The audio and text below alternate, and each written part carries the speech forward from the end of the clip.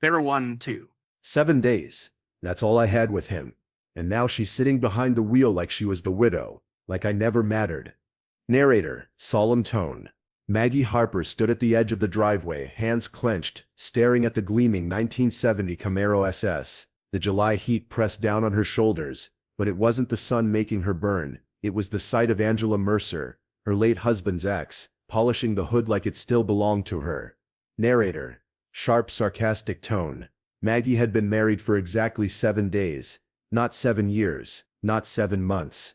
Just 1 week of being Mrs. Dean Harper before leukemia took him in a cruel fast sweep. There wasn't even time for a honeymoon. But apparently 7 days wasn't long enough to earn a car. Angela, on the other hand, had time. 17 years of it. They'd never married, but they had 2 kids, shared a mortgage, and enough mutual resentment to light a small town on fire. Maggie, voice trembling. He left me that car, Angela. You know he did. Angela. Faux sweet. He told you that. Well, he told me a lot of things too, like he'd never marry anyone else. Ouch. Maggie swallowed hard. Dean had promised her so much, a fresh start, a simple life in Lakefield, Ohio, and a future where they'd forget the shadows of his past. Now he was gone, and the only thing left of that promise was parked in a driveway that wasn't hers. Narrator, dramatic pause. Dean's death had cleared the title. The car was paid off through his credit union insurance. It was legally his, and now legally, no one. That meant one thing. Open season. Maggie had waited respectfully. A few weeks. Then she asked nicely. Got told I changed my mind. And now Angela was driving it like it was her birthright. The same woman who never officially wore his ring. Angela, smugly. You really think 7 days makes you family? Maggie, low, controlled. It makes me his wife, not his phase. Angela's smirk faded. For a moment silence sat between them, heavy with years neither wanted to claim. Then Maggie turned toward the car. Her fingers grazed the handle. Angela blocked her. Narrator, quiet and tense. That's when Maggie saw it, tucked under the passenger side floor mat, just barely visible, a sealed envelope. Her name on it. Dean's handwriting. She stepped back, her heart pounding like a drum in her ears. Narrator, whispering.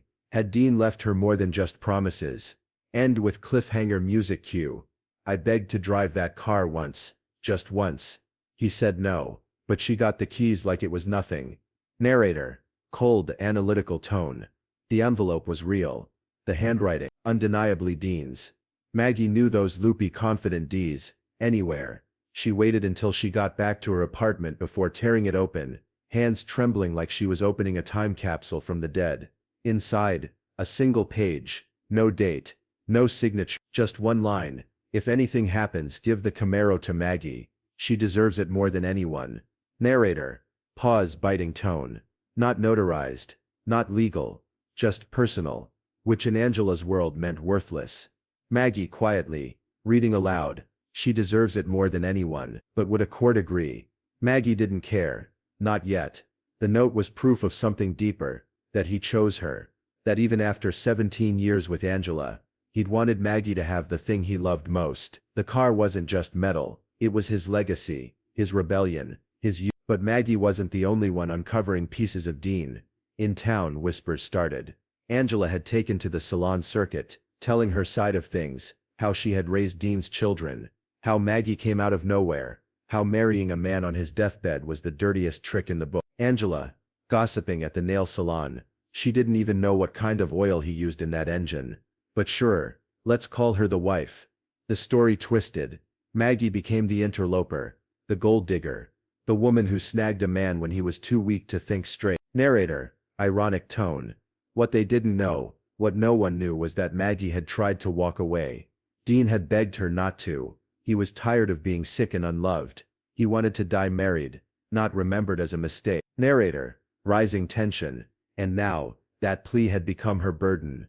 Angela wasn't done, either.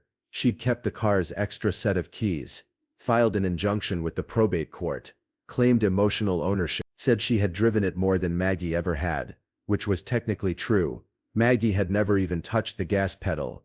Maggie staring at the Camaro through her apartment window. He let her drive it, but never. That burned more than the legal papers that arrived 3 days later.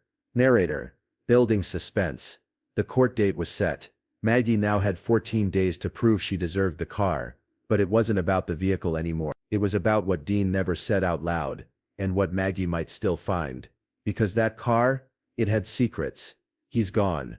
But watching you two claw each other over that car, if Dean could speak he'd tell you both to shut the hell up. Narrator. Courtroom-style tone full of tension. The courthouse was quiet that morning. As quiet as two women sitting on opposite benches, refusing to look at each other. On one side, Angela Mercer, arms crossed wearing grief-like armor. On the other, Maggie Harper, eyes swollen, envelope in hand, trembling but unbroken. The Camaro, parked outside like a guest to its own custody battle. Judge. Direct, unsentimental. So, we have a car, no will, 2 women and 1 dead man. Let's proceed. Angela's lawyer spoke first, rattling off years of cohabitation, children, maintenance. She took him to chemo, she paid for the tires. That car was part of their life. Maggie didn't interrupt. She waited until the judge asked Mrs. Harper, "Do you have anything to add?" She stood, pulled out the note. Maggie firm voice, "This isn't legal, but it's his handwriting, and it's the truth." Gasps. Eye rolls. Angela muttered something under her breath about cheap stunts. Narrator. Solemn tone. But the judge wasn't moved by tears or old flames. She wanted evidence. Maggie had none. Angela had history. Cold, factual, lived-in history. It should have been a done deal. Until Maggie pulled out something else. Something she hadn't shared yet. A folded photograph, found just the night before, under the Camaro's passenger seat. Dean, smiling, holding Maggie's hand at the courthouse. On the back, his handwriting again, "My last ride should be with her."